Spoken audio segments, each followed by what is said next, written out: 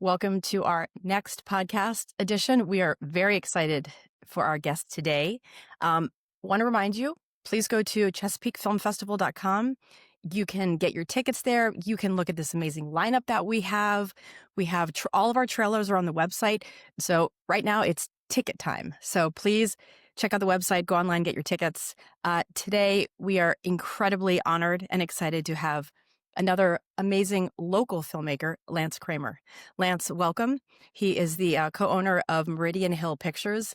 And this is going to be a really fantastic discussion. I know I'm very familiar with your work, Lance, and it seems like at the heart of your work is truth and peace and authenticity and just very, very solid, authentic, raw storytelling. And that's something I can really appreciate so much. So I would love to dive into you. Who are you? Where are you from? And how did you get into this business and with your brother? Talk to us. Well, thank you. That's so kind of you to say. I'm really honored to be here and to be a part of this conversation and just part of the festival too. It's been a long-standing relationship to have with Chesapeake, and so having Chesapeake recognize our work, also being able to be a Maryland native and have a festival in Maryland that celebrates work that has those kinds of qualities. I try not to take that for granted. Something very special. So yeah, where to start? Well, it sounds like both of us come from the same kind of soup, so to speak. We are. I think we grew up like down the road from each other, which we just down realized. the road from each other in Bethesda. So I was born in DC, and we grew up. Brandon and I grew up in Bethesda, Maryland. My family has been in the area in the fourth generation of Washingtonians, so to speak. So my great grandparents were the first to come to the area. They've all lived in either DC or Silver Spring, Bethesda area. And, I don't have any filmmakers in my family.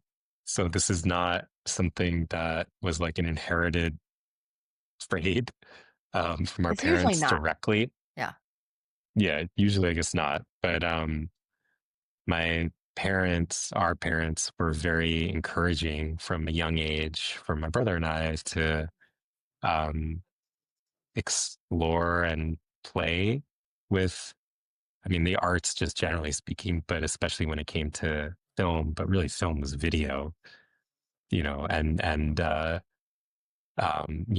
a very, very young age, we always had a video camera in the house, which obviously nowadays, everyone's got these things, but in those days it was like this thing, which they thankfully had at home to, document birthday parties and holidays. And my dad, had gotten this big over the shoulder RCA camera from Circuit City. Oh, that's great. That, he took Betamax and VHS tapes eventually of, and we kind of my brother and I realized at a pretty young age that we could also play with that camera and make our own stuff. And that just became something that, I don't know, when I was probably 5 or 6, we just started experimenting with. And it was originally just, spoof videos, making our own versions of movies that we loved, and bringing the neighborhood kids into the mix, like neighborhood friends into the mix to play different roles. And that was just something we did from a very young age. And I don't think that it was something I necessarily thought I could do professionally as an adult. It was just something that felt really innate at that time. And simultaneous to that, my brother and I just fell in love with watching movies. And I don't know which came first, but we just loved watching movies. My grandma, who lives very close to us, had one of those illegal black boxes that scrambled all the cable channels, Hmm. and she taped like every possible movie So that fun. she could Hmm. for us. So we just also watched a lot of movies, and that was kind of our built-in Netflix at the time. And so Wow. I think the Nice. combination of those things of like watching a lot, making things Uh-huh. ourselves, and also Yeah. just having parents who were very encouraging of us to try to just explore, our own creativity Hmm. and not put us into a box of expecting us to take one path or another, Right. and encouraging us to do things together as Hmm. siblings was um, really critical for, I guess, eventually doing what we've done together. That's great. What is the age gap between you and Brandon, your brother? Officially, it's 3 years. Uh-huh. Um, so I'm the older sibling. I say that because, like, uh, I think when we started working together, it's almost like we became twins. Right. Yeah. Which is not to say there's still older brother, younger brother dynamics that definitely play out. So it's not Sure. like they've gone away. That's for sure. But in a lot of ways, we probably operate our relationship is more like maybe like that of twins, just because like we had to really shed a lot of the older brother, younger brother dynamics once we started working together, which is fast forward Right. much later because Right. he was 22 and I was 25 when we started MHP, Meridian Hill Wow. Pictures. Gosh, you all were so young. We were little babies, but we felt older at the time. Now I Of look back, we were course. pretty young. But That's great. it was like the starting point was the same. Mm-hmm. So like even though there was 3 year gap between us as people, Yeah. our starting point of having the company was the same. And Right. so it became like a shared timeline that we had together. And I Yeah. think that that's been really important because there was no seniority there. Yeah. That is important. Yeah. Thanks for explaining that. I totally get that. That makes sense. Yeah. So, talk to us about how did Meridian Hill Pictures how was it born? And the name is very interesting. Does it that must have some kind of significance? Yeah. The name has a lot of significance to us. We started the company actually originally, we were in the basement of my then house, the group house that I lived in Mount Pleasant on Uh-huh. Hobart Street. And we Nice. rented the basement of that house for I think it was like $50 a month. Um, that I threw my landlord to like set up an office in the laundry room basically of that house. And we very quickly outgrew it because it was both small and also mildewy and was Wow. not fit for working in. But we moved into a space in the top floor in the attic of the Josephine Butler Park Center, which is Oh. kind of like a collaborative nonprofit Oh, very cool. space in Columbia Heights, Mm-hmm. basically right at the tip of the northeast tip of Meridian Hill Malcolm X Park, which is Oh, a old, very historic, very cool. important park in the heart of the city. And we didn't actually know what to call ourselves at first, but we thought about it a lot. And the thing that just felt right to us was to name the company after that park because it played a very important role in our lives. And then also just for the city and the city's history, um, environmental history, but also just social justice history. Mm-hmm. That park has played a really critical role in a lot of movements historically and to this moment. And so that felt like a really meaningful place to ground like the identity of the company. Mm-hmm. And we we had um, our own individual experiences kind of finding filmmaking as adults, Mm-hmm. and we were actually more independent in that sense. So obviously I won't like we were different age difference, so I went to college before him, Right. my brother Brandon. um, but each of us wound up pursuing filmmaking Mm-hmm. kind of separately from each other. Okay. And we never really let go of that love of film. We just kind of cultivated it in a different, unique way. respectively. And in our own ways, both of us kind of found documentary Mm-hmm. also, like through our own terms. Mm, I found documentary more so from the production side. mm-hmm. Um, After college, I wound up working for a documentary filmmaker in DC, Okay. and was basically his assistant Mm-hmm. on a project that he was working on. And it was a kind of eureka moment for me to find that the things I loved about filmmaking, but also things I loved about journalism and nonfiction storytelling, and also community organizing and education, kind of all could come together in the art form, Yeah. medium of documentary. Right. And my brother had a similar kind of epiphany, but about the power of documentary and his love for documentary, but as an educator. And he was actually working as a teaching artist for the Kennedy Center Oh, on a wow. now defunct, unfortunately, program Yeah. that used to take a school bus around the country teaching a media arts residency with underserved urban and rural schools, I love that. teaching the young people how to make a Wow. short documentary about an artist in their community. And Brandon was a teaching artist in that program. So cool. Anyways, we both kind of found these like things we loved about documentary. We were both working on grants that lost funding at the exact same time. Wow. Wow. So we were both really energized about docs, Yeah. both lost our jobs at the same time, and then felt like uh, maybe there was a potential for us to combine all those elements and work Mhm. together and try to start something of our own. And that was also the thick of the recession. Very, Wow. very hard to find Yes. work Oh, in right. any Yeah. field, let alone in film and video in 2009, 2010. So the stakes were pretty low to take that kind of risk and start something of our own. Gotcha. Yeah, for sure. Well, thank you for taking us down that wonderful journey. I love it. It's really beautiful. Um, you and your brother are very much in sync. You're meant to do this. Like you're exactly where you should be. And I'm sure you feel very grounded when you're doing your work. You look at your brother and you're just like, yep, we're continuing to do this. And we're very successful and we're humble. I can tell you're very humble. And it's like such a, it's a really very humbling story. So I'm so happy for the two of Mm, you that you've really like it's just I think it's so nice when siblings can come together like that and create something that they really believe in and be so in sync with each other and stay in sync.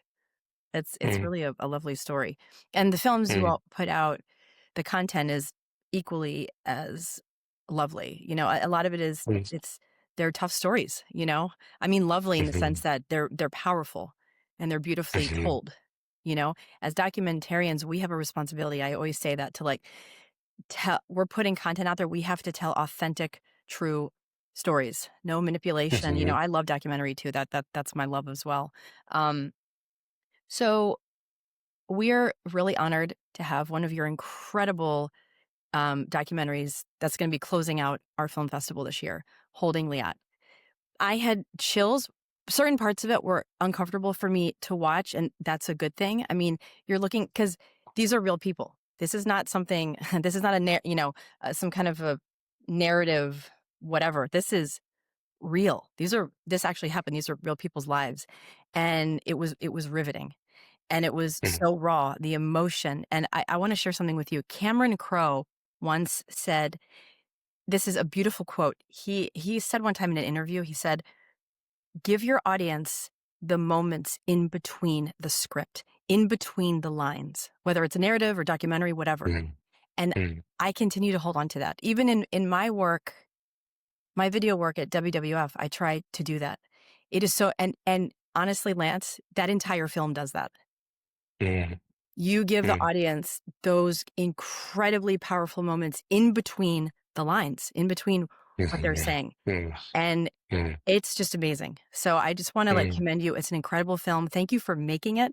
Thank you for bringing it to mhm. our festival. Can you please share, did the story come to you all? Did you go to the story? How did you find it? And share what it means to you to make something like this. Mm. No, thank you so much for saying that. Thank you for also sharing that wisdom from Cameron Crowe with me. I'm gonna really Isn't take that a that cool in. quote? Yeah. That is, I love that. I love that line.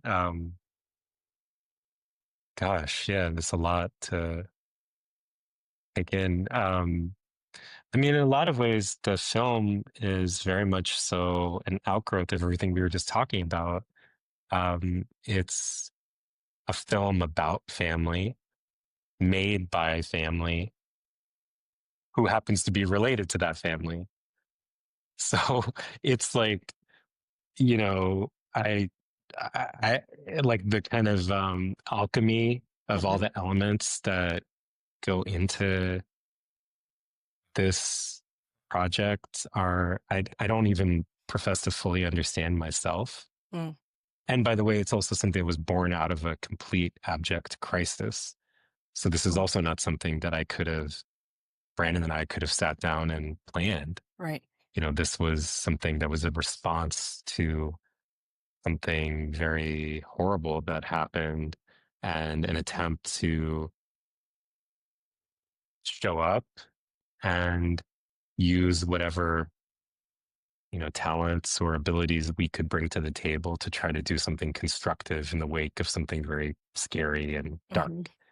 Hmm. Um, and so those are all kind of elements in the um, background or foreground, really, before we started making the film. Hmm. Um, Can you share with our we, audience what the film is about, real quick, for people who yeah, don't know sure, or who haven't sure. seen it, without giving too much away?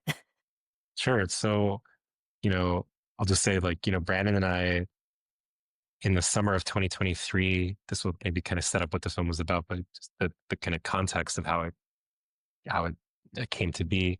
By the summer of 2023, we were wrapping up the release of the first step, which is our prior film, Hmm. and we've been like on the road with it for almost 2 years, and we were just finally starting to like calm down, so to speak, and we were really, frankly, also very burned out by that whole experience. We were proud of the film, proud of the impact that it had, but we were also really, really drained, energy wise, financially, I Oh, mean, just across the board.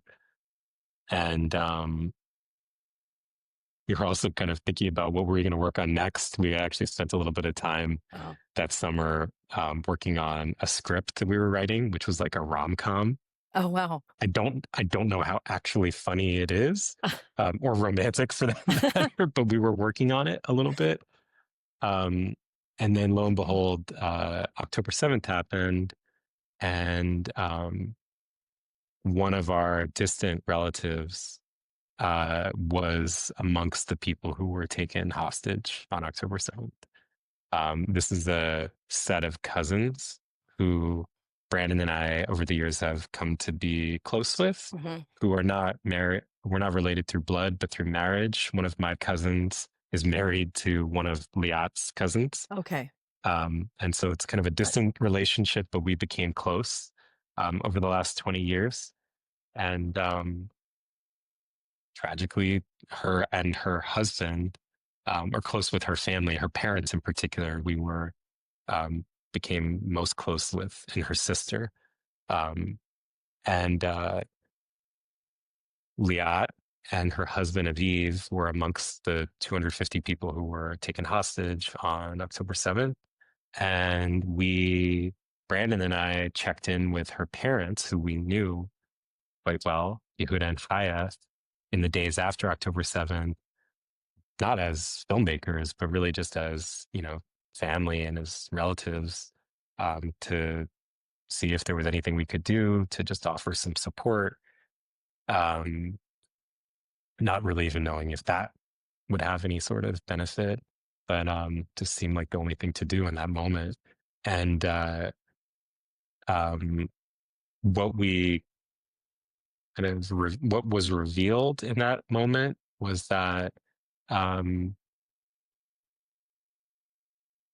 actually, like, I'm now thinking about the quote that you said from Cameron Crowe, was that like that kind of space in between was quite profound. So their experience of what they were going through was radically different than what was in the headlines at that Mm-hmm. moment about the hostages and the hostage families, and the kinds of things that they were sharing with us, like, had us stop in our tracks about what their day to day was like. And it was so different from what we were seeing on the news and also in social media. Mhm. It was way more complicated. It was emotional in ways that were surprising. Um, Not everyone was on the same page Mhm. about what to do. Um, it was just it was a whole layer or layers of this whole conflict that felt like people didn't have a window into. And Yehuda in particular felt um, he knew our work as filmmakers, and he um, thankfully respected us in that regard, and felt that, in a moment of really like absolute powerlessness, Mhm. where his daughter and son-in-law were kidnapped, um, and trying to just imagine like what could he do that might make some sort of difference. Yeah. Two things came to mind in particular. One was that in the absence of getting much of a response from the Israeli government, Mhm. he felt that um, trying to leverage his American citizenship, because Mhm. he was a dual citizen, as is his daughter. And he felt that the idea of coming to the US and trying to lean on American support could be Right. something he could do to get a better response than he was getting from the Israeli government. Right. So he was very committed to that. Okay. He also became very committed to the idea that one way of honoring his daughter's identity and value system was to not just try to advocate for their safe return, but to also try to advocate for peaceful resolution to this conflict, and to Yeah. not have um, her own or their family's grief weaponized to Right. inflict any further suffering on Palestinians or anyone. And he felt very strongly about that. Not everyone in the family agreed with him. Mhm. And Yeah. he also, and the last thing was that he believed that the value of being open and vulnerable Mhm. to having the family's experience chronicled Mhm. could be something he could also do to Mhm. share Yeah. with the world, that if there was something he was going through that could offer some lessons, Right. or just something of meaning, that could be a contribution that the family could give to people at this Mhm. moment. And so that enabled him and the family to let us in to start Gotcha. documenting their experiences. And that's the film grew out of that. Oh, that's We really didn't know great. though it would be a film. Right. It just kind of spiraled as the situation got Yeah. further and further out of control. Yeah. Yeah. I know for sure. Can you talk a little bit about how did you handle trust in this situation? I mean, trust is everything, when you all come with your film gear. It's There's a fine line I've noticed with documentary work, especially when it's intense moments, when it's privacy issues. How did you and your brother and your team kind of navigate the trust to be able to make this work? Because it has to be like a two-way street. So I'm curious how you all navigated that throughout the filming. Sure. I mean, it was like a daily, if not hourly process, or by the second sometimes. Um, we had to have endless conversations with each other about what it would look like to document effectively the worst moments of everyone's lives Mm, in real time as they were unfolding. And so, we had to be hyper transparent about our intentions. We had to be hyper responsive to their concerns. mhm. We had to spend way more time together without a camera than with a camera. Right. We had to, we wanted to. It felt like an responsibility. Right. So we spent way more time together, just hanging out or being supportive, um, when the cameras were down, or in the case. And then, we also had to make the case for why certain moments that like you said, those in between moments that might seem not consequential Mm-hmm. were really important.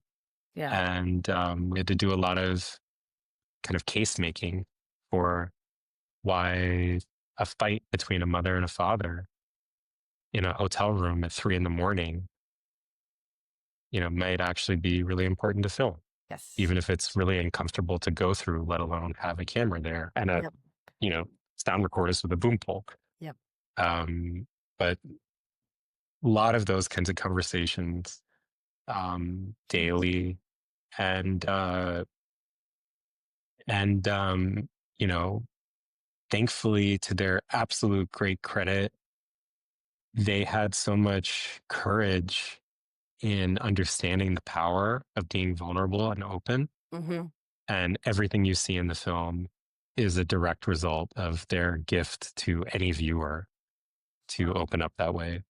Um, and also, we had to really respect when they drew boundaries and Yeah. said, we need the time and the space, Yeah. and it's not comfortable for you to be here. And we had plenty of hard conversations where we might have crossed the line and went too far, or there was something we thought was really important to film that Uh-huh. they, were not comfortable with, and we had to respect all those Right. boundaries as well. But we always said that this is the case with all of our films, that um, everyone who was in the film as a protagonist would have the chance to see the film before it was locked, before it Mm-hmm. was finished. Mm-hmm.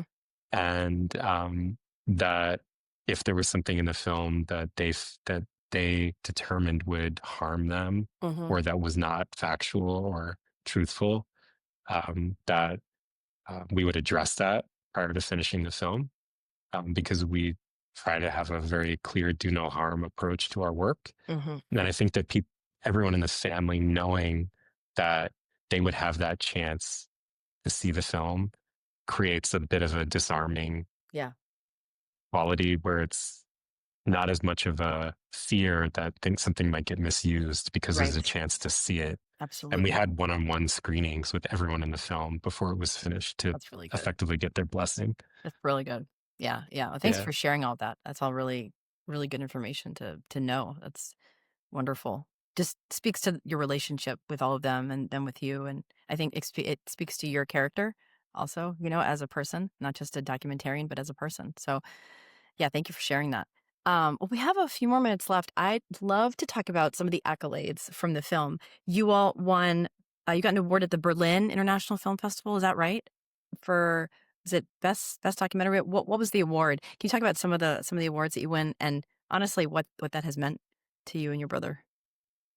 Sure. Yeah, the film received the jury Best Documentary Award at Berlin, the Berlinale.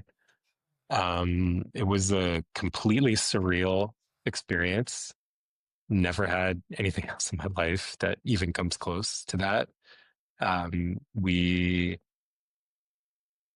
just the mere existence of the film was a miracle, just for it to be completed. And then the fact that the Berlinale programmed it was kind of almost like miraculous in its own right. And even still, it had no profile prior to Berlin. Hmm. We kept it very quiet, the whole um, film profile, while we were making it. Mm-hmm. So there was nowhere to really find out about the film until it was at Berlinale. And we were just happy to be there. And the fact that the jury responded so positively and gave this award overnight changed the trajectory of the film. And I guess maybe even our lives. Like, it just um, went from us not even having a ticket to the opening night ceremony at Berlin to being like driven up to the closing night, Yeah. on the like red carpet. And Right. Right. we were, in this theater of several thousand people Wow. accepting the award and Brandon gave this very moving speech. And overnight, then there was interest from really like people and places all over the world. Um, you know, Amazing. press outlets from dozens of countries were covering the film, Wow. and we were getting like distribution inquiries from France and Japan and Wow. Spain and Israel. Um, Wow. and it kind of ignited something that we never could have possibly imagined. And It's it amazing. really, I think it really showed that um, a lot of the fears that people had about this film Hmm. and about telling any kind of story around Israel Palestine, certainly a story about someone who was directly impacted as a hostage, um, and diving into any of all that with any degree of nuance and complexity, um, humanity, shared humanity, compassion for Palestinians, um, and Israelis, like all those kinds of qualities that maybe on the surface were scaring a lot of people at the like top line, was actually then proving that in reality it could do something very different, Yeah. which is that people could actually be moved by this story. Right. They could feel a range of different emotions, not be told what to think, could Exactly. feel respected as audiences and feel maybe some sense, even just small sense of healing or Hmm. catharsis or just hope. Even though there's so many things to be concerned about and even disgusted about in the current moment that we're living in, that there Right. could also be something hopeful that could emerge from the film, and that people could walk out of a movie theater connecting rather than being in Exactly. fisticuffs. And all that got proved over and over and over and over again in every single instance where the film has played. Hmm. And that's been a hugely um, inspiring thing to witness. And we're Hmm. just trying to lean into that as much as we possibly can. Well, that was really beautiful. Thank you for taking us into the next part of this podcast, which is plugging the film. So, will we see you at the festival? Unfortunately, not. I was hoping Actually, I'm if I so said it sorry again that. here on the podcast, you may feel the pressure and you may be like, all right, yeah, Yeah, maybe yeah, we'll. yeah, yeah. Well, unfortunately, not, because actually, I'm getting married the week before, Oh, and that's so amazing. my partner Anna and I, were actually taking.